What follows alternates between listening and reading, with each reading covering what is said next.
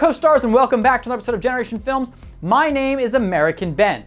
Human space exploration is something that awes and scares most people. To be so small in size compared to the universe, and yet travel so far in the dark expanse with few others by one's side.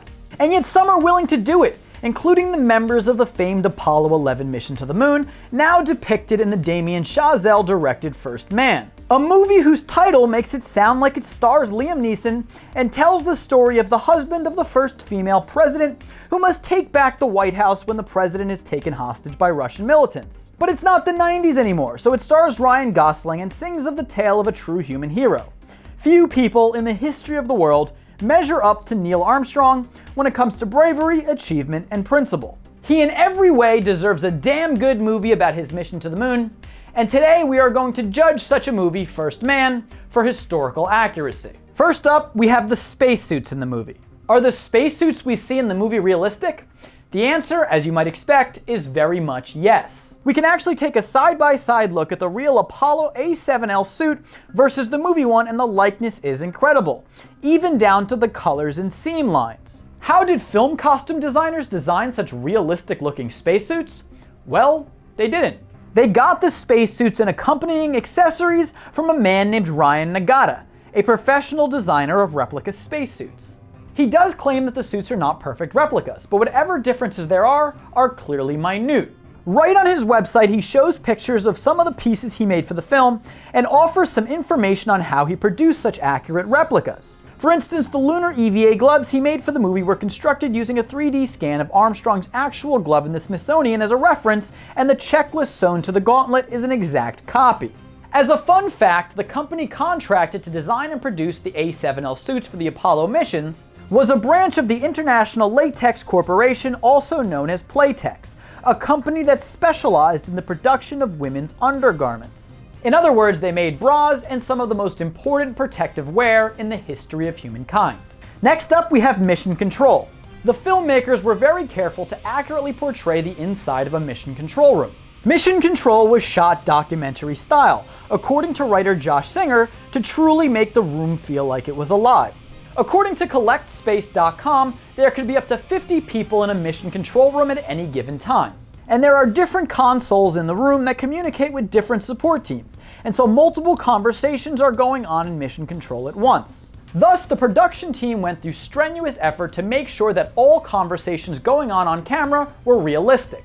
As Singer stated, "I had to write 40 pages of dialogue, and I didn't know where to start. So I went to Apollo-era flight director Jerry Griffin, and I must have been the most irritating guy in the world, because I kept calling asking, what would the flight dynamics officer say? What would guidance say? And I literally walked through all of the major positions." Next up, we have the cockpit.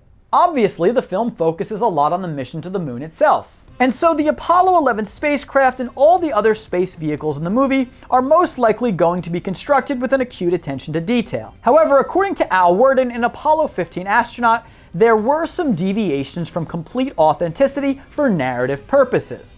He explains that in one scene, filmmakers were trying to figure out how the astronauts and audience would be able to know that a rocket engine was ready to ignite, because the actual spacecraft didn't have any indicator for this. So Al suggested they put a light in the cockpit so the audience knows that the engine is about to start firing. A minor detail, but nonetheless not historically accurate. Next up, we have the lunar landing training crash. This did actually happen.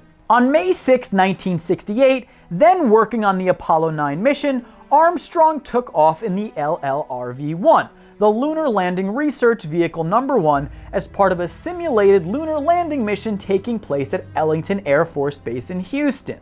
After about 5 minutes in the air, Armstrong lost control of the vehicle some 200 feet off the ground. He ejected and landed safely, while the LLRV crashed and burned on impact. One small bit of inaccuracy though. In the movie, Armstrong is portrayed as injuring his face in the crash. In reality, there's no record of this. According to AirAndSpaceMagazine.com, his only injury came from biting his tongue too hard. Official Armstrong biographer James Hansen writes that Armstrong actually returned to the office later that day, despite his close call with death just hours before. Next up, we have Neil Armstrong's personality. In the movie, Armstrong is portrayed as a quiet, humble hero. According to almost all sources, this is exactly how he was in real life. According to retired NASA engineer Chris Kraft, one of the reasons Armstrong was chosen for the moon mission was that NASA management felt that he didn't have a big ego. James Hansen describes him as an incredibly principled man who shunned accolades. Hansen even says that in the process of writing the biography, it seemed important to Armstrong that Hansen didn't attempt to sensationalize his life and instead focus on all of the technical work that goes on to advance space exploration and not just the space flights themselves. Hansen writes of Armstrong, "All his life, in whatever he did, Neil personified the essential qualities and core values of a superlative human being. Don't just ask his fellow astronauts. Ask his naval aviator crewmates in Fighter Squadron 51, where as a young man, barely 20 years old, he not only flew 78 combat missions over North Korea, but showed extraordinary levels of commitment, dedication, dependability, a thirst for knowledge, self-confidence, toughness, decisiveness, honesty, innovation, loyalty, positive attitude, self-respect, respect for others, integrity, self-reliance, prudence, judiciousness, and much more." Okay, so not exactly an unbiased biographer. According to an article in The Telegraph in 1994, on the 25th anniversary of the moon landing, Armstrong attended a meeting of an energy company of which he sat on the board. Jim Rogers, a former friend of Neil's and CEO of the company, said, "All of us knew it was the 25th anniversary, but we were waiting for him to bring it up. He never mentioned it." To Armstrong, the mission to the moon went beyond himself and his own importance. Thus, it's not surprising that after his life in space, he somewhat took a step back from the public eye. As his fellow Apollo 11 astronaut Michael Collins wrote in his book Carrying the Fire, "When Armstrong moved to a dairy farm and became a college professor, it was as if he retreated to his castle and pulled up the drawbridge." Next, we have Neil Armstrong's talk with his family. There is a scene in the movie where Neil's wife makes him tell his kids that he might not return from his mission. Did this actually happen? Well, according to Armstrong's sons, Rick and Mark, that scene came directly from them. In an interview they did with USA Today, the brothers don't remember exactly what their father said, but state that it was something along the lines of, "We think we're coming back, but there is some risk." Next, we have the flag planting. Okay, we have to talk about the elephant in the room. First Man does not feature the iconic planting of the American flag on the lunar surface. Now, denying that this happened would be an inaccuracy, because indeed it did. But the film doesn't deny that this took place. First off, what actually happened on the moon with the flag? Well, the planting of the flag wasn't such a climactic moment.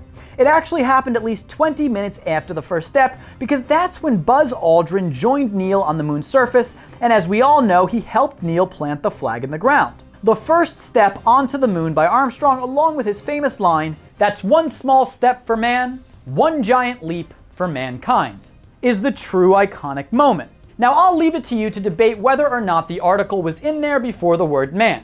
But nonetheless, planting the flag was no trivial matter. In reference to the controversy that surrounded this, director Damien Chazelle stated, "In First Man, I show the American flag standing on the lunar surface, but the flag being physically planted into the surface is one of several moments of the Apollo 11 lunar EVA that I chose not to focus upon." To address the question of whether this was a political statement, the answer is no. My goal with this movie was to share with audiences the unseen, unknown aspects of America's mission to the moon, particularly Neil Armstrong's personal saga and what he may have been thinking and feeling during those famous few hours. Now, I don't want to get into politics here. That's not the aim of this video. Our goal is accuracy. And by that standard, I actually don't think his statement holds up 100%.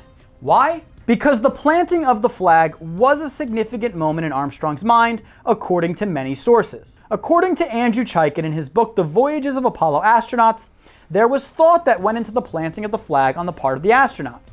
And I'm sure for Neil, it was significant, even if he was someone who would see the larger picture. Nonetheless, the film can't be called inaccurate, because as Chazelle rightly points out, he did show American flags throughout the film, including on the lunar surface. He just didn't show the actual act of planting the flag itself. So in my view, there isn't much to complain about. I mean, if they removed the American flags from the astronauts' spacesuits, then fine. But they didn't. I actually think Ryan Gosling himself had the best explanation for this when he said, "I think this was widely regarded in the end as a human achievement. and that's how he chose to view it. I also think Neil was extremely humble, as were many of these astronauts, and time again, he deferred the focus from himself to the 400,000 people who made the mission possible. This statement, especially the human achievement part, is completely accurate with the context of the time. In January 1969, half a year before the moon landing, President Nixon set the tone for the Apollo missions in his inaugural address, saying, "As we explore the reaches of space, let us go to the new worlds together, not as new worlds to be conquered, but as a new adventure to be shared." Inspired from this, NASA actually formed a committee that considered a bunch of different options concerning what flag to plant on the moon, including a UN flag, the US flag, and miniature flags from all nations. Yes, in the end, the committee selected to plant the US flag, but along with a plaque that bears the inscription, "Here men from the planet Earth first set foot upon the moon, July 1969 AD. We came in peace for all mankind." In other words, the entire premise of the moon landing was that it was a giant leap for all mankind.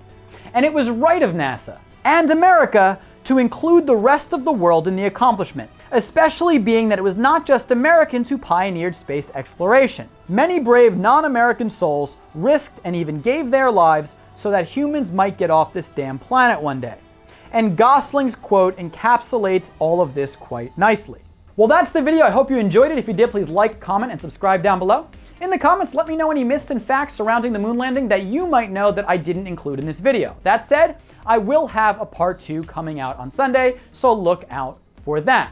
For now, remember, you are the villain in this movie we like to call life, and the sooner you realize that, the better it'll be for everyone. I'll see you next time. Generation Films, peace.